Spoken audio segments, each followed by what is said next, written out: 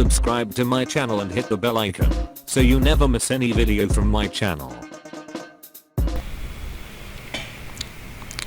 अगर आपका power bank कभी ख़राब हो जाए तो आप कैसे इसको खोलेंगे और कैसे इसको रिपेयर करेंगे।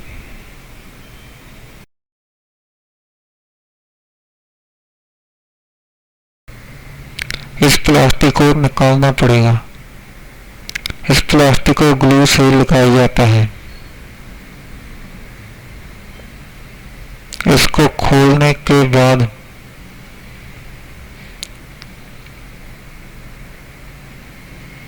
जो दो स्क्रू है यहाँ पर उसको आधा आधा खोल लेना है